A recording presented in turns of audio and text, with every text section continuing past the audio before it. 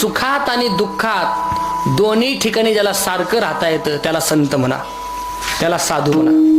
हे महत्वाचं आहे. कारण आपल्याला आपण सुखात जसे असतो तसे दुःखात राहत नाही. सुखात आपल्याला कोणी दिसत नाही, ना सोयरे दिसतात, ना मित्र दिसतो, ना देव दिसतो, ना संत दिसतात. सुखामध्ये आपण एकटं सुख भोगतो आणि दुःख आलं की सगळं खापर आम्ही देवाच्या नावावर पडतो. देवा तुला माझंच घर दिसलं का म्हणतो की नाही. सुखामध्ये देवाने सुख दिलंय आम्ही कधी म्हणत नाही, दुःखामध्ये म्हणतो देवा दुःख तुझ्यामुळे आलं. संतांनी कधी म्हणलं नाही असं, कधी नाही. दोन्ही ठिकाणी ज्याला शांत राहता येतं त्याला संत म्हणतात. विठाल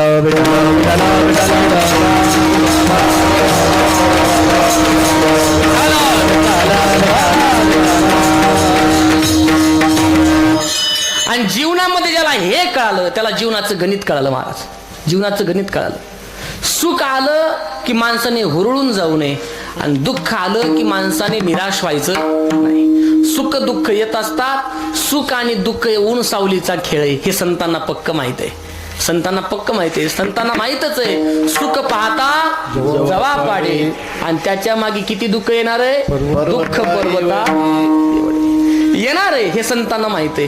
कोणत्याही परिस्थितीमध्ये ज्याला स्थिर राहता येतं त्याला संत म्हणतात. निश्चल, निश्चल शब्दाचा अर्थ आहे स्थिर राहणं. स्थिर नेहमी जे पॉझिटिव्ह विचार करतात त्यांना संत म्हणायचं. संत पॉझिटिव्ह विचार. एक संत रस्त्याने चाललेले होते. दुपारची वेळ होती आणि रस्त्याने चालता चालता वाटेमध्ये एक माणूस होता. त्या माणसाला साधूने विचारलं काय हो किती वेळ झालाय.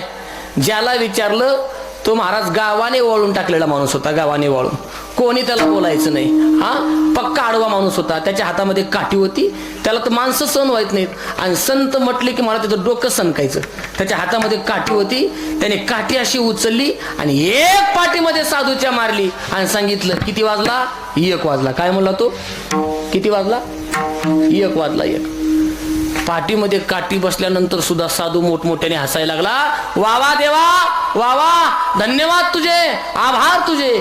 एका जणांनी पाहिलं म्हटलं महाराज का पागल झाले का तुम्ही, काठी बसल्यावर का तुमची बुद्धी सरकली का. अहो कशाचे आभार मानताय देवाचे, काय धन्यवाद देताय देवाला. आमच्या समोर याने तुमच्या पाठीमध्ये काठी मारली आणि कशाचे आभार तुम्ही म्हणताय. ते म्हणले याने काठी मारली म्हणून आभार मी व्यक्त करत नाही. मग कशा करता देवाचे आभार व्यक्त करताय. मी याच्या करता देवाचे आभार व्यक्त करतोय. या गड्याला भगवंताने मला टाइम विचारण्याची आताच बुद्धी दिली, 1 तासाभराखाली दिली नाही म्हणून धन्यवाद करतोय. ज्याला समजलं त्याला धन्यवाद. का 1 तासभरापूर्वी जर याला टाइम विचारण्याची देवाने बुद्धी दिली असती तर किती काट्या पडल्या असत्या, 12 काट्या पडल्या असत्या. याला म्हणायचं कोणत्या गोष्टीकडे पॉझिटिव्ह पाहणं. निश्चल, कोणत्याही गोष्टीकडे पॉझिटिव्ह पाहणं. जीवनाकडे पाहण्याचा आमचा दृष्टिकोन पॉझिटिव्ह पाहिजे. पॉझिटिव्ह बरं का, फक्त माणसाने कोरोना पॉझिटिव्ह नसून नाही तर पॉझिटिव्ह असावा दृष्टिकोन आमचा. संत नेहमी पॉझिटिव्ह असतात. काही जरी जीवनामध्ये झालं तरी ज्याला बरं म्हणून स्वीकारता येतं त्याला संत म्हणतात. असा कोण आहे महाराज दुष्काळ पडल्यानंतर बरं झालं म्हणतो. असा कोण आहे बायको मेल्यानंतर बरं झालं म्हणतो. असा कोण आहे अन्न करत पाणी करत मुलगा मेल्यानंतर बरं झालं म्हणतो. असा कोण आहे पाटीलकी गेल्यानंतर बरं झालं म्हणतो. असा कोण आहे गावातल्या लोकांनी गाडावर बसून धिन काढल्यानंतर बरं म्हणता येतं. असे जगामध्ये एकच आहे ते म्हणजे तुकोबार आहे. बरे झाले देवा निघाले दिवाळे, बरे या दुष्काळी गेली. बरं झालं सगळ्या गावाची दुष्काळी यादीमध्ये नाव आलं ना. आपलं जर नाव आलं नाही तर अख्खं गाव डोक्यावर घेतो आपण. आणि दिवाळी निघाल्यानंतर आपण बरं झालं म्हणून लक्षात घ्या. आपल्याच्याने होणं शक्य नाही. हे करू शकतात फक्त संत. कारण संतांना दोन्ही परिस्थितीमध्ये शांत राहता येतं. निश्चल का निश्चल असतात, विठ्ठली विश्वास. त्यांचा विश्वास विठ्ठलावरती असतो. हे बघा हे सगळे लक्षणं कोणाचे सांगतोय, साधूचे. लक्ष देऊन ऐका. निष्ठावंत, निर्धार, निष्काम, निश्चल आणि परत विठ्ठली विश्वास. त्यांना माहिती आहे त्यांचा विश्वास संपूर्ण विठ्ठलावरती असतो, लोकांवरती ते विश्वास ठेवत नाहीत. किती संकट येऊ द्या, आमचा परमात्मा आमच्याकडे पाहण्याकरता उभा आहे. त्यांना माहित आहे, मी सुरुवातीलाच सांगितलं, सत्य परेशान हो सकता है, पराजित नाही. भगवंतावरती विश्वास आहे, भगवंतावरती विठ्ठलावरती विश्वास आहे. काय एवढा विश्वास आहे बघा. समुद्रातून एक जहाज चाललेलं होतं मोठं, बरेचसे माणसं होते, नवरा बायकोचं एक जोडपं त्याच्यामध्ये होतं. आणि नाव जहाज समुद्रामध्ये गेल्यानंतर अचानक तुफान आलं. नाव डळमळ डळमळ डळमळ करायला लागली. सगळे लोक आकांत करायला लागले, इकडे धाव तिकडे धाव, इकडे धाव तिकडे धाव. एक मात्र माणूस तो स्थिर उभा टाकला होता. त्याची बायको इकडे तिकडे धावायला लागली, पण तो माणूस मात्र एके ठिकाणी असा उभा राहायला लागला. त्याच्या चेहऱ्यावरती काय भाव नाही, कसल्या प्रकारची घाबरट नाही त्याच्या चेहऱ्यावरती. सगळे धावतायत, इकडे पळ तिकडे पळ, सगळे पळतायत.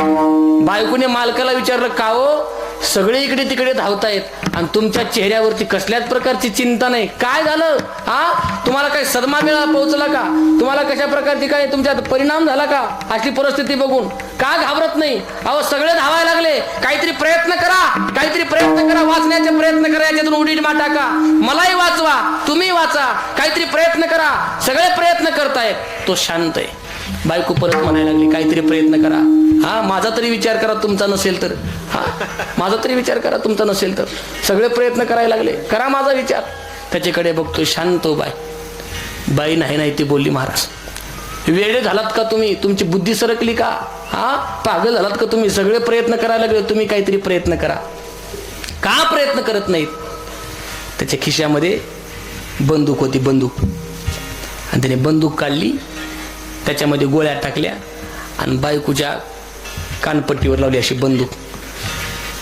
बायको म्हणायला लागली, अहो चेष्टा करू नका, ते बंदूक ठेवा खिशामध्ये आणि प्रयत्न करा काहीतरी.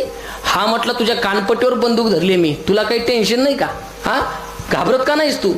ती म्हटली, कशाला घाबरायचंय, ज्याच्या हातात बंदूक आहे तो कोण आहे माझा? कोण आहे माझा? धनी आहे, धनी, मालक आहे, मालक. तुम्हाला काय घाबरायचंय, कशाला घाबरायचंय? मला पक्क माहित आहे, तुमच्या हातात जरी बंदूक असली, कसली परिस्थिती असली तरी मला माहित आहे तुम्ही ते बंदूक चालवणार नाहीत, तुमच्या हातून गोळी सुटणार नाही. हसला तो, त्याने बंदूक खिशात ठेवली. तसंच माझ्या परमात्म्यावरती माझा विश्वास आहे. बाईनं म्हणावं, मला माहित आहे तुमच्या हातात जरी बंदूक असली तरी तुम्ही बंदूक चालवणार नाही, मी मरणार नाही. तसं तो म्हटला, किती तुफान आलं, किती जहाज हालायला लागलं, किती माणसं पळायला लागले, तरी मी शांत. काय माहितीये, किती तुफान आलं तरी जसा तुझा माझ्यावरती विश्वास आहे तसा माझा माझ्या धन्यावरती विश्वास आहे. धनी मला मरू देणार नाही, याला म्हणायचं विश्वास. हा वैष्णवाकडे असतो. विठ्ठली विश्वास. विठ्ठलावरच का, विठ्ठलाचंच का नाव घेतलं? कोणत्याही देवावरती, आपलं जे दैवत आहे त्याच्यावरती विश्वास असावा. तुकोबाराय म्हटले, विठ्ठलावरती का म्हटलो? कारण पाहो नये वास अनेकाची. अनन्यता नावाचं शेवटचं लक्षण आहे. 6 लक्षणं. संतांकडे अनन्यता असते. अनन्य, जो मज होय अनन्य शरण, तयाचे निवारी मी जन्म मरण. जो मला अनन्य शरण होतो, अनन्याश्चिंतयंतो माम ये जना पर्युपासते. जो मला अनन्य भावाने शरण येतो, मग त्याला मी सांगत असतो, भवसिंधूचे काय कोडे, दावी वाट चाले पुढे. हा तारू भला पांडुरंग, पाव भिजवणे दे अंग. आम्हाला माहिती आहे फक्त एक लागतं, जे आपण करतोय त्याच्यासोबत अनन्य राहा. काही करा, काही ज्याच्यासोबत, तुम्ही शेती करताय शेतीसोबत आनंद राहा, तुम्ही कीर्तन करताय त्याच्यासोबत आनंद राहा, तुम्ही पखवाज वाजवताय त्याच्यासोबत आनंद राहा. एक ना एक दिवस त्याचं फळ पदरामध्ये पडल्याशिवाय राहणार नाही. तसं भक्त सुद्धा आपल्या देवाशी अनन्य राहतो, फळ पदरामध्ये पडतं. भगवंत शेवटी त्याचा स्वीकार करतात. हे एकंदरीत भक्ताचे लक्षण आहेत. कशा प्रकारे अनन्य असावं? तर चातक नावाचा पक्षी आहे. चातक. चातक हा पक्षी ज्याप्रमाणे मेघाच्या पाण्याकडून त्या पाण्याशी अनन्य राहतो, तसा जीव भगवंताशी अनन्य राहिला पाहिजे. ज्या प्रकारे चकोर हा पौर्णिमेच्या चांदण्यासोबत अनन्य राहतो, तसा जीव भगवंतासोबत अनन्य राहिला पाहिजे. अनन्य. आणि एकदा अनन्य राहिलात की देव तुमचा आमचा स्वीकार करतो. एकंदरीत हे सगळे लक्षणं भक्ताची आहेत. आणि अशा लक्षणांनी युक्त जे भक्त आहेत, असे मार्गदर्शक तुमच्या जीवनामध्ये भेटले तर नक्की त्यांना शरण जा. कारण यांना शरण जे जे गेलेत, मागे तुम्ही पुराणामध्ये उचलून बघा, खऱ्या संतांना जे जे शरण गेलेत त्यांची उपेक्षा कोणी करू शकत नाही. तुका म्हणे ऐसा कोण उपेक्षिला, नाही ऐकिला ऐसा कोणी. ज्याला संतांनी हातामध्ये धरलंय त्याला जगामध्ये कोणी काही करू शकत नाही. धरी तिच्या हाती संत कृपावंत, पाळी पंढरीनाथ लळा त्यांचा. फक्त एक लागत, परमार्थ पथिकाने साधकाने खऱ्या संतांकडे जावं. ही संतांची एकंदरीत लक्षण म्हणताय तुकोबाराय. अशा संतांना शरण गेल्यानंतर आपली कोणी आपला कोणी आवेर करू शकत नाही. मनामध्ये जगामध्ये तुमची कोणी उपेक्षा करू शकत नाही. म्हणून निष्काम निश्चल विठ्ठली विश्वास, पाहो नये वास अनेकांची. ज्ञानेश्वर ज्ञानराज माऊली महाराज ज्ञानेश्वर